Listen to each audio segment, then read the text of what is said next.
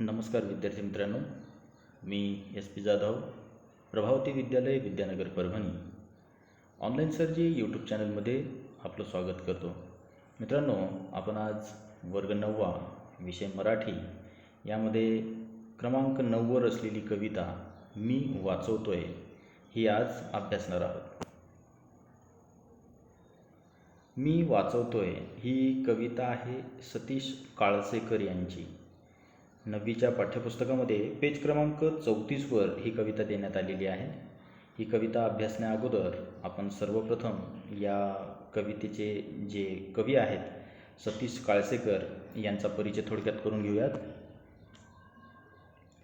सतीश काळसेकर 1943, प्रसिद्ध कवी, इंद्रियोपनिषद, साक्षात, विलंबित हे कविता संग्रह, कविता लेनिनसाठी या लेनिनवरच्या जगभरातील कवितांच्या अनुवादांच्या संग्रहाचे संपादन, तात्पर्य, मागोवा, लोकवाङ्मय या नियतकालिकांच्या संपादनात सहभाग, वेगाने बदलत जाणाऱ्या समाजाचं वास्तवचित्र प्रस्तुत कवितेतून कवीने व्यक्त केलं आहे. कवी त्यांच्या स्वतंत्र अस्तित्वाच्या गोष्टी वाचू इच्छितात. महानगरी जीवनातील अस्तित्वाच्या अवकळेचे, भोवतालच्या सामाजिक स्थितीचे चित्रण काळसेकर यांच्या कवितेत आहे. प्रस्तुत कविता ही साधना दिवाळी अंक 2007 या मासिकातून घेण्यात आलेली आहे. मित्रांनो, आता आपण जी कविता अभ्यासणार आहोत, मी वाचवतोय, या कवितेमध्ये एकूण 7 कडवे आहेत. या 7 कडव्यांमध्ये नेमका काय भावार्थ सांगण्यात आलेला आहे तो आपण आता बघूयात. या कवितेचं पहिलं कडवं, हाकेतून हद्दपार होते आई, हंबरायच्या थांबल्यात गोठ्यातल्या गाई. या ओळीची मध्यवर्ती कल्पना आहे की बदलत्या समाज जीवनात आईचं स्थान कमी होत चाललेलं आहे. आईबद्दलची माया, ममत्व, प्रेम, जिव्हाळा हा कुठेतरी संपत चालल्याच्या मार्गावर आहे. आई, माय शब्दात ओलावा असतो. बदलल्या समाजात हा दुरावा वाढतो आहे. ती ओल आता दिसत नाही, ही खंत कवीने व्यक्त केली आहे.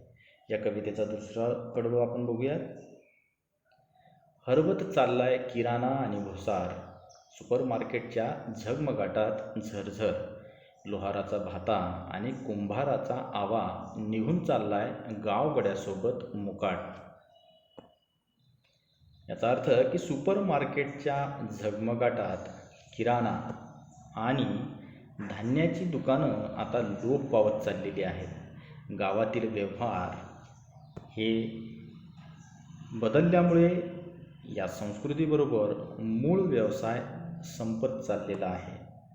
लोहाराचा भाता आणि त्याचबरोबर कुंभाराचा आवा ही.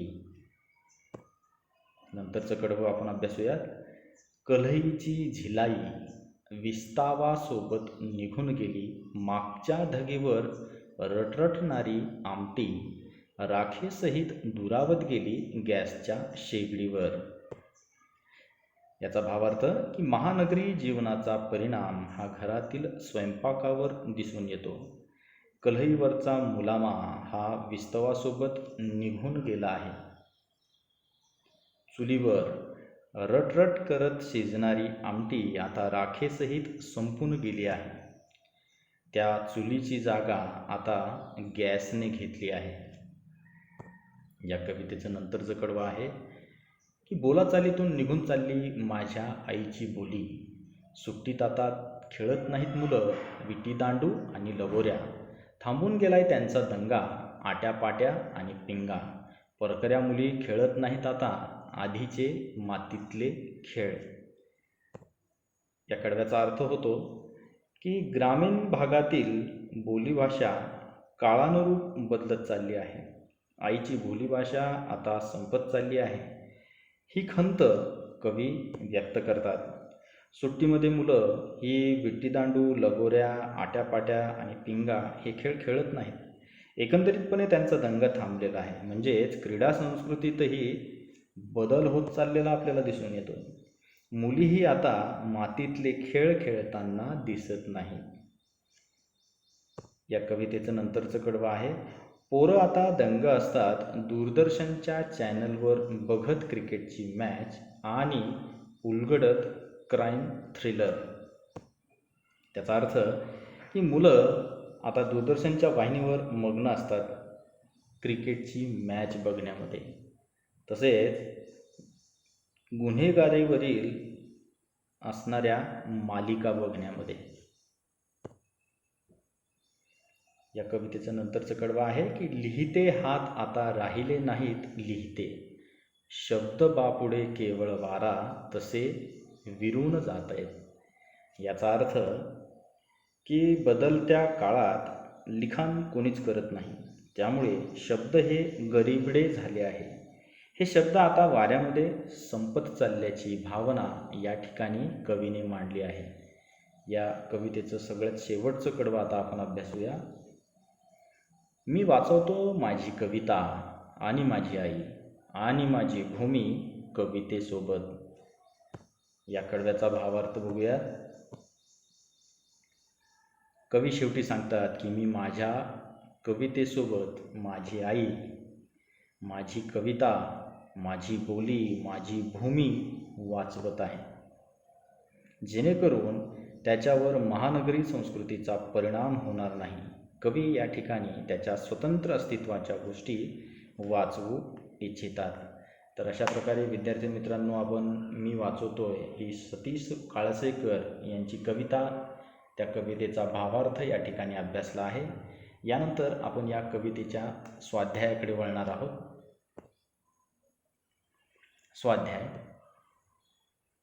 स्वाध्यायामध्ये समाविष्ट असलेला पहिला प्रश्न, कोष्टक पूर्ण करा. यामध्ये 2 कॉलम दिलेले आहेत. एक कॉलम आहे पूर्वीचे व्यवसाय आणि दुसरा कॉलम आहे पूर्वीचे खेळ. तर पूर्वीचे व्यवसाय यामध्ये आपल्याला मुद्दे टाकता येईल. नंबर 1 लोहार, नंबर 2 कुंभार आणि नंबर 3 भांड्यांना कलही करणे. हे झाले पूर्वीचे व्यवसाय. आता पूर्वीचे खेळ, नंबर 1 लगोरी, नंबर 2 विटीदांडू आणि नंबर 3 आट्यापाट्या. प्रश्न क्रमांक 2 आकृती पूर्ण करा. मनोरंजनाचे घटक. तर हे 2 घटक सांगण्यात आलेले आहेत. नंबर 1 कोणता आहे, आजचे स्वरूप आणि दुसरा आहे कालचे स्वरूप. तर आजचे स्वरूप या कॉलममध्ये आपल्याला लिहिता येईल की दूरदर्शनवर क्रिकेट मॅच आणि क्राईम थ्रिलर पाहणे. तर कालचे स्वरूप यामध्ये लिहिता येईल की विटीदांडू, लगोऱ्या, आट्यापाट्या, पिंगा असे मातीतले खेळ खेळणे.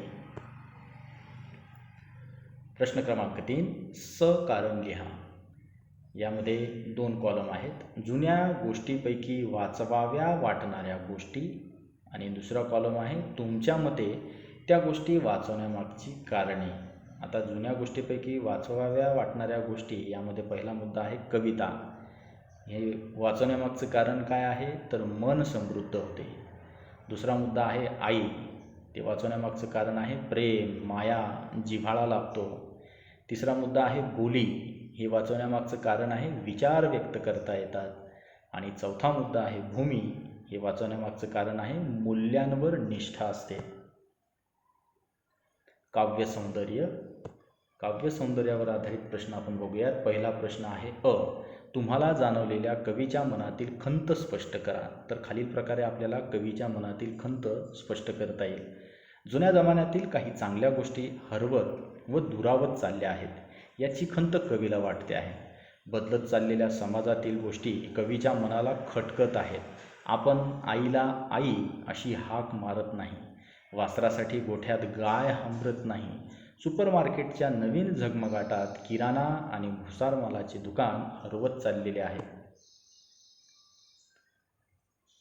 दुसरा प्रश्न शब्द बापुडे केवळ वारा या काव्यपंक्तीतील आशय सौंदर्य शब्दबद्ध करा. तर शब्द बापुडे केवळ वारा या काव्यपंक्तीतील आशय सौंदर्य स्क्रीनवर दिसतोय त्याप्रमाणे आपल्याला स्पष्ट करता येईल. बघा की पूर्वीच्या कविता आणि साहित्य उच्च सांस्कृतिक मूल्य जोपासणारे होते. पूर्वीच्या साहित्यात स्वानुभव लेखन व्हायचे व त्यामुळे त्या लेखनावर एक छाप असायची. त्यातून जनमानसाला आदर्श व प्रेरणा मिळायची. परंतु आता लिहिणाऱ्या हातातून अनुभव साहित्य निर्मिती होत नाही. जे साहित्य दिसते ते भावनाशून्य व पोकळ आहे. शाश्वत राहणारे अभिजात साहित्य निर्माण होत नाही. याची खंत व्यक्त करताना कवी म्हणतात की आताचे शब्द केविलवाणे झाले आहेत व ते वाऱ्यावर विरून जात आहेत. आता लिहिल्या जाणाऱ्या शब्दांची नश्वरता व वास्तविकता कवीला या ओळीतून सांगायची आहे. नंतरचा प्रश्न आहे की सामाजिक बदलाबाबत कवितेतून व्यक्त झालेला विचार स्पष्ट करा. आता सामाजिक बदलाबाबत आपल्याला कवितेतून कोणता विचार व्यक्त झालेला आहे? खालीलप्रमाणे सांगता येईल की पूर्वी गावगाडा होता. गावगाड्यासोबत नैतिक मूल्य जपणारी गावाची संस्कृती होती. हळूहळू समाज बदलू लागला, शहरे वाढू लागली, सगळ्या वस्तू मोठमोठ्या मॉलमध्ये आणि सुपर मार्केटमध्ये मिळू लागल्या. त्यामुळे छोटी छोटी किराणा दुकाने, भुसार मालाची दुकाने बंद पडू लागली. सोबतच लोहाराचा भाता बंद पडला. कुंभाराचे चाक फिरायचे थांबले. तांब्या पितळेच्या भांड्याचा वापर लयाला गेल्यामुळे कल्हईची झिलई निघून गेली. चुलीची जागा गॅसच्या शेगडीने घेतली. आधुनिकीकरणामुळे समाज व्यवहारात बदल झाला आणि मायेची माणसे दुरावली. अशा प्रकारे या कवितेतून सामाजिक बदलाबाबतचे विचार स्पष्ट होताना आपल्याला दिसून येतात. स्वमत यानंतरचा प्रश्न आहे स्वमतावर आधारित. पहिला प्रश्न, माझी बोली या संकल्पनेतून तुम्हाला समजलेला कवीचा दृष्टिकोन स्वभाषेत मांडा. तर माझी बोली या संकल्पनेतून आपल्याला समजलेला जो दृष्टिकोन आहे तो आपल्याला खालीलप्रमाणे मांडता येईल की माझी बोली म्हणजे मायबोली म्हणजेच मातृभाषा. मातृभाषा काळाच्या ओघात बदलत जात असून मातृभाषेपेक्षा इंग्रजी शिक्षण व इंग्रजीचे संस्कार बालपणापासूनच मुलांच्या मनावर बिंबवण्यात येत आहेत. पूर्वीचे संस्कार, पूर्वीची संस्कृती झपाट्याने बदलत आहे. आधुनिकतेमुळे पूर्वीचे व्यवसाय, पूर्वीचे खेळ, पूर्वीचे गाव या सर्वांमध्ये बदल होऊन सर्वांचा कल आधुनिकतेकडे दिसून येत आहे. नवीन पिढी इंग्रजी विषयाला व इंग्रजी भाषेला जास्त महत्त्व देत आहे. मातृभाषेतील शिक्षणामुळे भावनिक विकास होतो.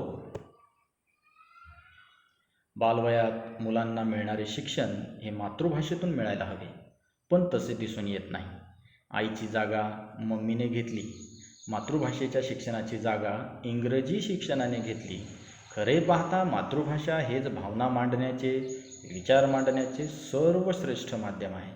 मातृभाषेतून व्यक्त केल्या जाणाऱ्या भावना ह्या नैसर्गिक असतात, परंतु मातृभाषेची म्हणजेच मायबोलीची जागा इंग्रजी विषयाने घेतल्यामुळे प्रकट होणारे विचार हे वरवरचे, पोकळ व भावनाशून्य असतात. अशा प्रकारे माझी बोली या संकल्पनेतून कवीची खेदजनक भावना व्यक्त झाल्याची आपल्याला दिसून येते. दुसरा प्रश्न आहे स्वमतावर आधारित की मॉलच्या अतिक्रमणामुळे छोट्या दुकानदारांना फटका बसतो, याबाबत तुमचं मत स्पष्ट करा. तर हे मत आपल्याला खालीलप्रमाणे स्पष्ट करता येईल. पूर्वी गावात व शहरात गरजा पुरवणारी छोटी मोठी दुकाने असायची, लहान सहान हॉटेल असायची, सिनेमागृह असायची, परंतु आता या सर्व गरजा एकाच ठिकाणी उपलब्ध होत आहेत. ते ठिकाण म्हणजे मॉल. मॉलमध्ये सर्व वस्तूंची दुकाने एकत्र असतात. खाद्यपान सेवेची हॉटेल्स व सिनेमागृह असतात. मॉलमधील वस्तूंचे लोकांना आकर्षण असते. या सर्व गोष्टींमुळे लोकांचा कल मॉलकडे वळला. मॉलच्या झगमगाटात त्यांनी छोट्या दुकानांकडे पाठ फिरवली. अर्थातच मॉलच्या अतिक्रमणामुळे छोट्या दुकानदारांना फटका बसला. तर विद्यार्थी मित्रांनो, मी वाचवतोय या कवितेवर आधारित असलेला स्वाध्याय, त्यावर असलेले प्रश्न, त्यांची उत्तरं, यांचं सादरीकरण नेमकं कसं करायचं आहे याची माहिती जर तुम्हाला आवडली असेल, मी वाचवतो या कवितेचा भावार्थ तुम्हाला आवडला असेल, तर माझ्या ऑनलाईन सरजी या यूट्यूब चॅनलला आपण नक्की सबस्क्राईब करा, लाईक करा, कमेंट करा, शेअर करा. धन्यवाद.